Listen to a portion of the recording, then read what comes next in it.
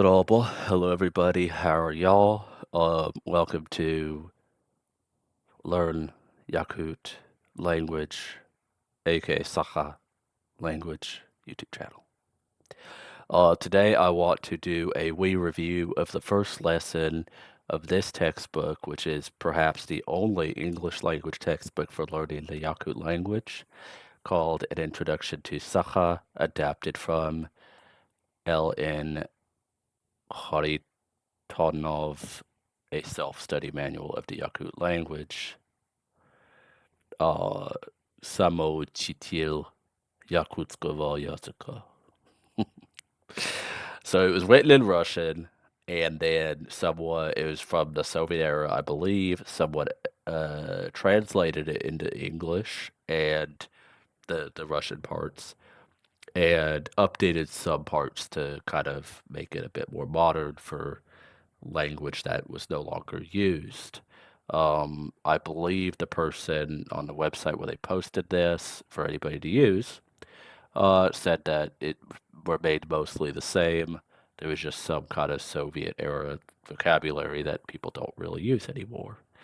So, for those who do not have access to Yakut materials, which is everybody, they may be confused on how to pronounce. They may be confused about parts of the lesson. So I just wanted to go over lesson one, and I'll probably do so with the other lessons if people are interested.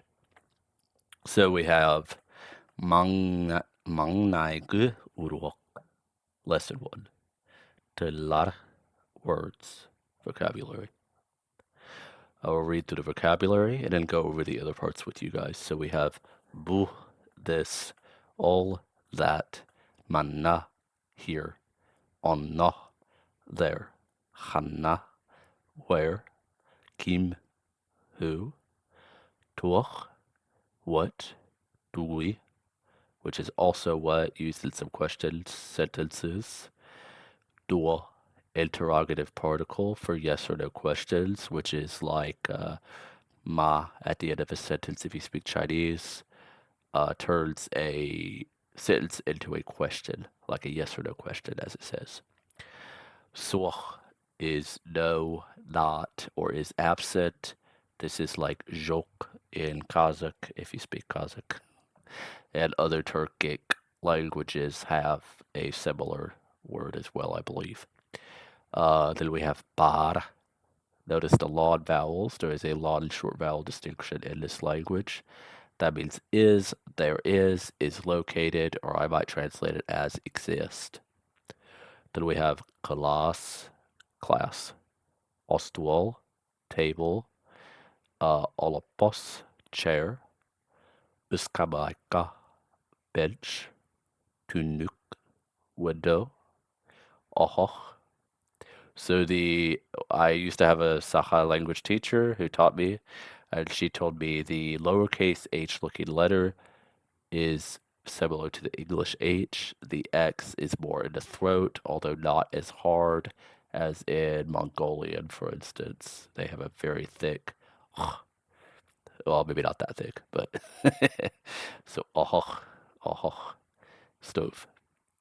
On, door, tur, to stand, turar, stands, as in he stands or she stands. Bar, with one a, to go. Kel, to come. Olar, to sit. Olarar, sits, as in he sits or she sits.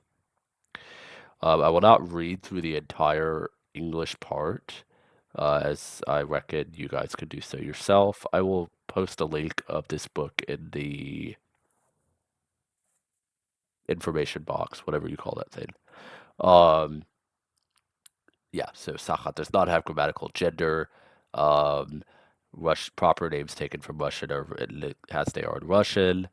The second person singular imperative, that's when you tell somebody to do something, you do this, is identical to the infinitive. So kel, meaning to come. If you're saying come here, you would also say kel. Okay. Read and translate. I will read and translate this for you guys. Bu kelas, this class or this is a class. Manna ostual olopos uskamaika bar. And that is, here is a table, a chair, and a bench. So you notice the verb goes at the end. Onna ohok turar. So there is a stove. So we use olor, turar, and sometimes sitar, and sometimes bar for location. So you could think of it as there stands this, there lays a that, etc. Bu an bar. This is a door. Bu njurgun oloror. So this is literally this njurgun, which is a name, sits. But in this case, you might think bu means this. I mean, means here. Here sits njurgun, because that's how we would say it in English. Which, again, that's how you could translate it, but bu literally means this. Onna keskil oloror. There keskil sits. There sits keskil. Ol ayana turar. There stands ayana, or that ayana stands. Ayana kel manna olor. Ayana, come, sit there. Naraya bar onna tur. So Naraya, another name. Go there, stand. Go stand over there. Putugui. What is this? So you see, we will change tuach to tugui in a lot of yes or no sentences. Pukalas. This is a class. Manna tuach bar. Here, what exists? So what is there here? Manna ostual olopos iskamai kabar. Here is a table, a chair, and a bench. All tunuk. There, that window. So that is a window. An hanna bar. Door, where exists? Where is there a door? An bubar. And I would translate this where it seems like bu, which means this, is saying here.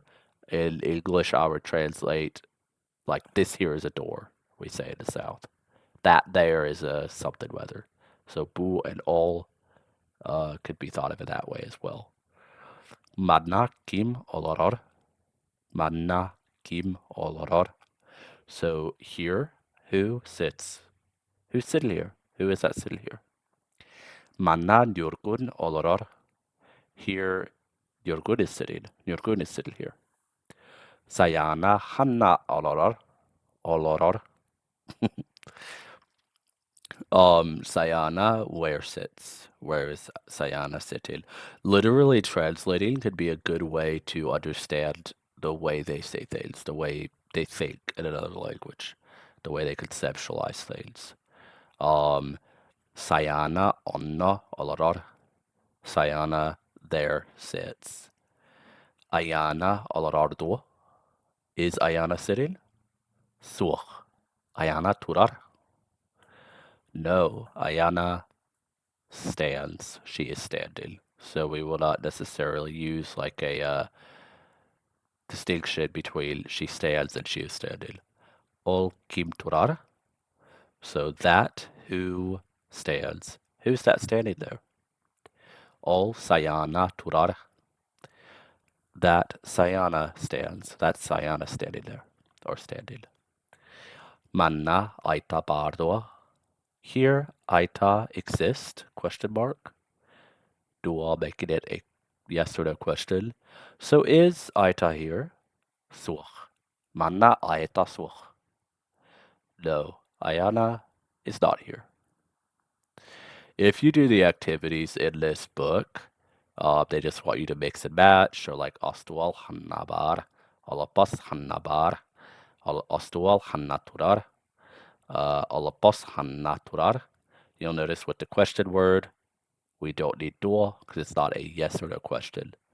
But then for the other, manna uskamai ka bardo, manna ohoch bardo, manna an bardo, manna tunuk bardo, and then you could do those with onna instead of manna.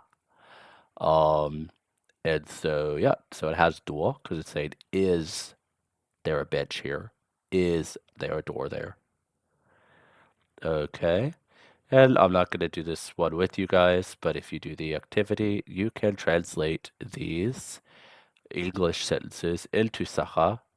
And if you've understood the vocabulary, you understand a little remarks on grammar, you've understood these sentences, and you can translate them, then translating back into Sakha from English should be no difficulty for you.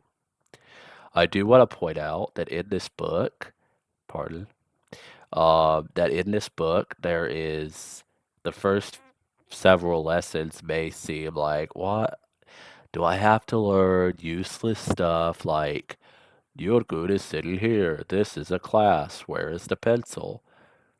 But really it helps you, it's simple sentences that helps you learn some common vocabulary and helps you learn very common, core, crucial sentence structure and verbs and how the verbs work. So you get through those first several lessons, and then they start to have more longer sentences, they have conversations, they have stories in this book in after maybe lesson 7 or so. So if at first you're like, this is boring, just go through it, make the best of it, and learn the best you can because it'll really help you. And then you'll get down to what you'll have enough of a core base in the language to enjoy more in-depth material, and then may even be able to watch some Yakut show or listen to some music and understand some of the words or some of the passages or sections. Okay, if you have any questions, please let me know in the comment section. And if there's anything that you ask that I am not sure on how to give an answer, I don't front on people. I will go ask a native speaker if I do not know. If I do know, I will just directly answer you. All right, thank you, and kusuhetiri.